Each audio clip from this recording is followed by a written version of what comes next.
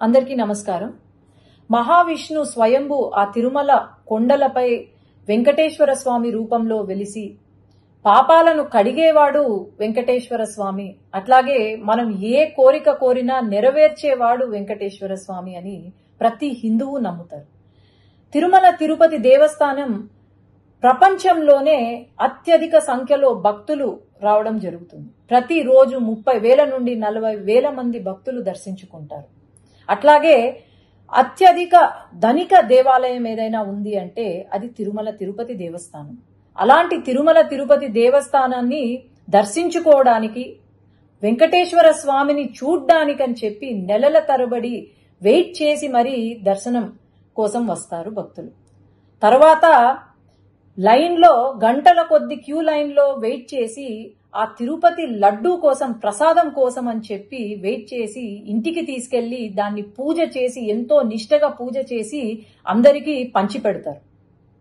అలాంటి తిరుపతి లడ్డూలో మొన్న ఏదైతే రిజల్ట్ ల్యాబ్ టెస్ట్ ఏదైతే వచ్చిందో, మన హిందువులు గోవుని ప్రతిరోజు పూజిస్తాం.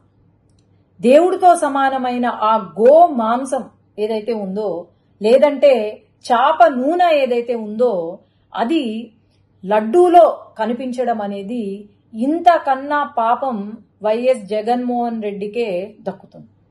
ఎందుకంటే హిందువులు కాని వాళ్ళు, అసలు హిందుత్వాన్ని నమ్మని వాళ్లను అక్కడ చైర్మన్లుగా తీసుకొచ్చి, కరుణాకర్ రెడ్డి అని చెప్పి అక్కడ చైర్మన్ గా తీసుకొచ్చి, ఆయన వెంకటేశ్వర స్వామి ఒక నల్ల రాయి అని చెప్పి, అలాగే ఆ 7 కొండలు ఎందుకు, 5 కొండలు చాలు అని చెప్పి ఒక జీవోని తీసుకొచ్చి పెట్టారు. అట్లాగే వైవి సుబ్బారెడ్డి గారు అని చెప్పి ఆయనను తీసుకొచ్చి, అసలు హిందుత్వం అనే నమ్మని వాళ్లను తీసుకొచ్చి ఈరోజు మరి అసలు వీళ్లకు ఆ ఆలోచన ఎలా కలిగింది అనేది నాకైతే అర్థం కావట్లేదు. ఎప్పుడో 1857లో సిపాయి మ్యూటినీ అని విన్నాం. అది బుల్లెట్లు, బ్రిటిషర్లు చేసే బుల్లెట్లలో గోమాంసం ఉందని చెప్పి, అదే ఫస్ట్ వార్ ఆఫ్ ఇండిపెండెన్స్ అని కూడా అంటారు.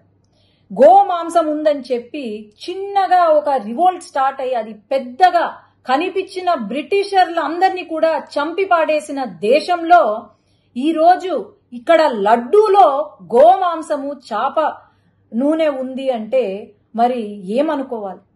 మనము ఈ గత 5 సంవత్సరాల కాలంలో మనం గమనిస్తే అసలు గుడులకు వాల్యూ ఇవ్వని ఆ ప్రభుత్వం, వైఎస్ఆర్సీపీ ప్రభుత్వం ఏదైతే ఉందో, నేను చెప్తూనే వచ్చాను.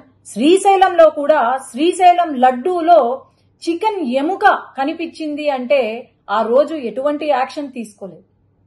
అసలు దేవాలయాలు ఎందుకున్నాయి, లేదంటే మన దేవుళ్ళు ఎందుకున్నారు ఇంకా అని అనిపిస్తుంది. తప్పకుండా ఖచ్చితంగా అయితే ఎవరైతే దీనికి బాధ్యులో వాళ్ళను ఉరి తీసినా ఎక్కడ తక్కువ కాదు, గాని వీళ్లకు కఠినమైన శిక్ష విధించాలి, ఖచ్చితంగా విధిస్తారు అని నేను అనుకుంటున్నాను.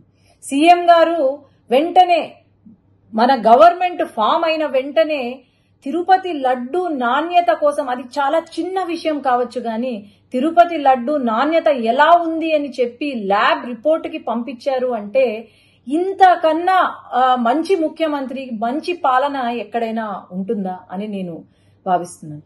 ఇక్కడ మటుకు ఈ హిందూ మనోభావాలు దెబ్బతీసేలాగా ఇలాంటి సిచ్యువేషన్ మనకు ప్రపంచం మొత్తము ఈ దుర్ఘటనను గమనిస్తూనే ఉంది. ఖచ్చితంగా వీళ్లకు కఠిన శిక్ష వేయవలసిందిగా నేనైతే కోరుతున్నాను.